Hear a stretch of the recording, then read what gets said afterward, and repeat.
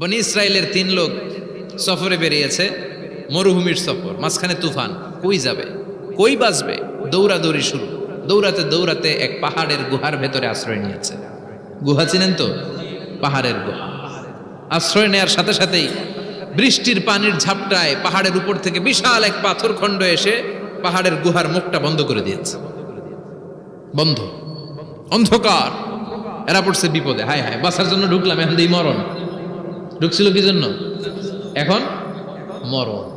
বিশাল পাথরের খণ্ড এসে গুহার রাস্তাটা বন্ধ করে দিয়েছে। 3 জন গায়ের যত শক্তি ছিল ধাক্কায়ও পাথর সরাইতে পারে না। হায় হায়, অক্সিজেন ভিতরে যা আছে আধা ঘন্টা শেষ হয়ে যাবে। কি করে বাঁচবো? বাঁচার উপায় নাই। চিল্লা ফাল্লা শুরু হয়ে গেল, কান্নাকাটি শুরু। একজন বলে, তোমাদের জীবনে কার কি ন্যাক আমল আছে, যেই ন্যাক আমলটা আল্লাহর ভয়ে করছিল ওইটার ওসিলা দিয়ে দোয়া করে দেখো কিছু হয় কিনা। সুবহানাল্লাহ কোন? এটাই উপায়।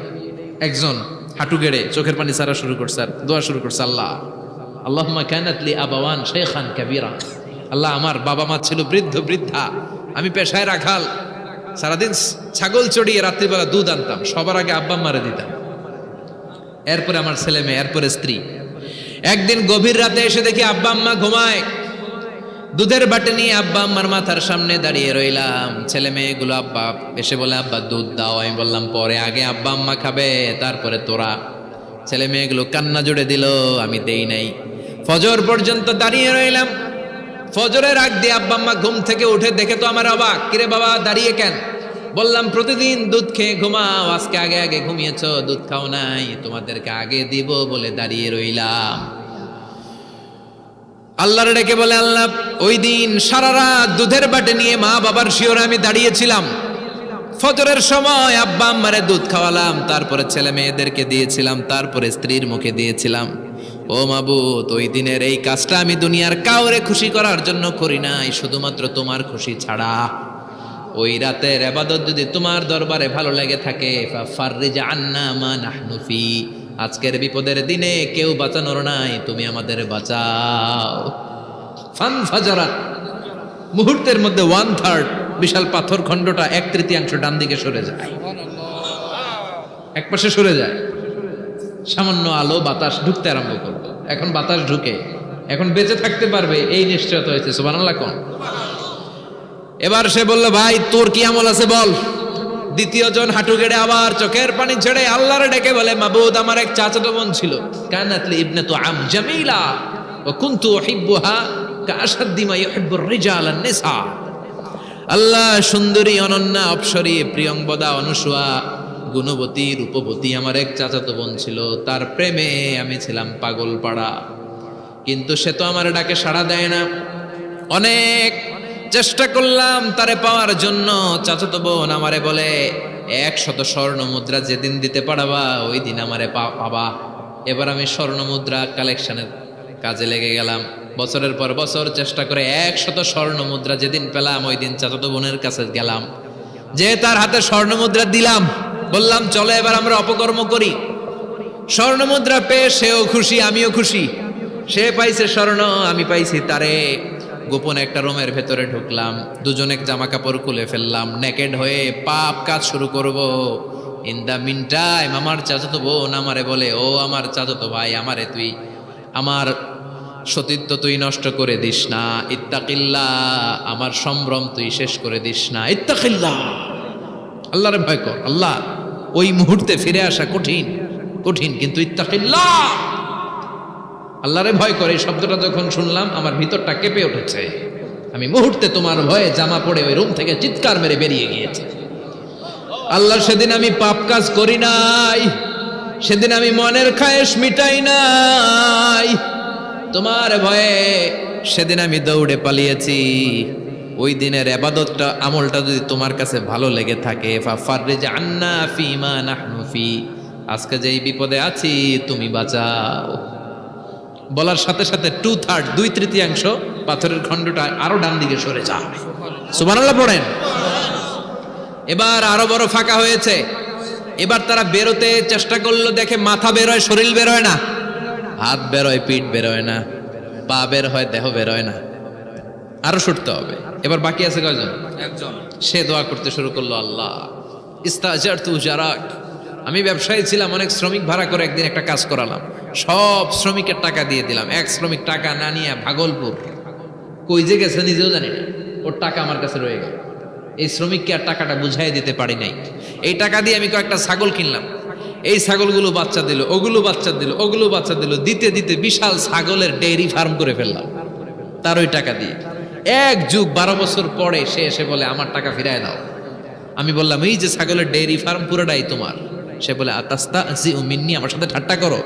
আমি পাই সামান্য কয়টা টাকা, এক যুগ আগে যেই টাকা পাইতাম ওইটা দিলেই চলবে।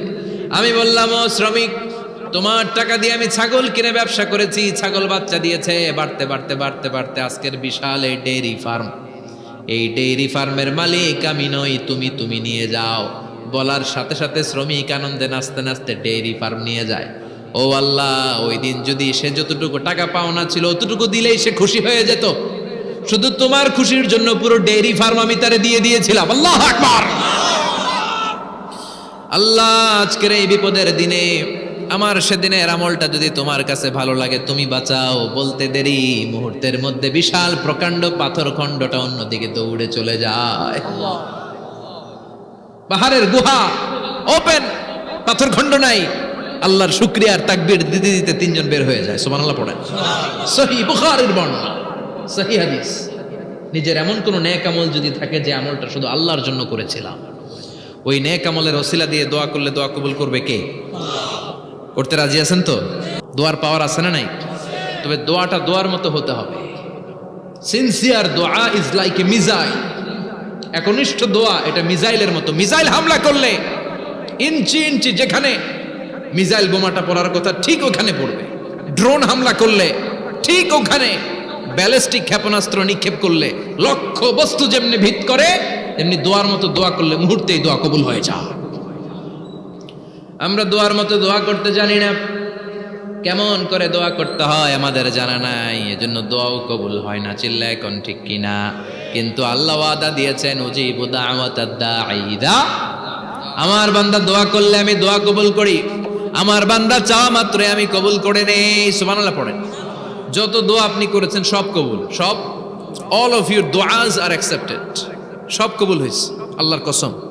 অনেকে বলবে হুজুর এটা আবার কি কইলেন, এতক্ষণ তো ভালোই কইতেছিলেন, সব দোয়া আবার কবুল হয় কেমনে? আমি তো জীবনে কত কিছু চাইলাম, কত কিছুই তো পাই নাই। আছে না এরকম? অনেকে অনেক পেরেশান, আফসোস করে হুজুর চাইলাম আল্লাহ দিল না। 4টা মাইয়া, এবার কাবা ধইরা চাই আইছি পোলার কথা, এটাও হয়েছে মাইয়া। আছে না নাই? কত কিছু চাইলাম পাইলাম না, হুজুর দিল না আল্লাহ, বলে না? আপনার সব দোয়া কবুল, তবে কবুল হওয়ার 3টা সিস্টেম আছে। কয়টা? 3টা। চান্দোলার ভাইয়েরা মনে থাকবে? কয়টা? 3টা। আপনি যত দোয়া করছেন সব কবুল, কারণ আল্লাহর কাছে কিছু চাইলে আল্লাহ ফিরায় দিতে জানে না। আল্লাহ জানেই না কেমনে ফিরায় দিতে হয়। সুবহানাল্লাহ কোন?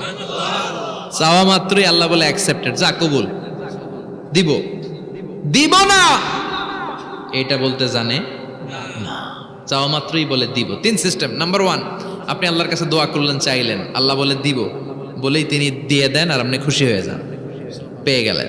নাম্বার 2, আপনি আল্লাহর কাছে দোয়া করলেন, চাইলেন, তখনও আল্লাহ বলে দিব, তবে এখন না, সবুর, একটু পরে দিব। কখন দিলে আমার জন্য ভালো, আমার চেয়েও ভালো জানে কে? আল্লাহ, পরে দিবে। নাম্বার 3, চাইলেন, দোয়া করলেন, আল্লাহ তখনও বলে দেব, তবে এখনো না, পরেও না, কিয়ামতের দিন যেদিন বিপদে পড়বে ওই দিন দেব। যেদিন তোর বাবা তোরে চিনবে না, তোর মা তোরে চিনবে না, বন্ধু বন্ধুরে চিনবে না, পীর সাহেব মুরিদরে চিনবে না, মুরিদ পীর সাহেবরে চিনবে না, ইমাম সাহেব মুসল্লিরে চিনবে না, মুসল্লি ইমাম সাহেবরে চিনবে না, কেউ কাউরে চিনবে না। ওই কঠিন দিনে তোরে আমি বাঁচাইয়া দেব। তাইলে দোয়া যা করছেন ছোটবেলা থেকে আজকে পর্যন্ত লস হয়েছে না লাভ? লস না লাভ? প্রতিদিন শতবার তাওবা ইস্তেগফার করতে রাজি আছেন? আল্লাহর জিকির করতে রাজি আছেন তো? আর বেশি বেশি দোয়া করতে রাজি আছেন? সবাই সবার জন্য দোয়া করবো, রাজি আছেন তো? আল্লাহ আমাদের সবাইকে কথাগুলো বুঝার ও আমল করার তৌফিক দান করুক। আমরা পড়ি আমিন।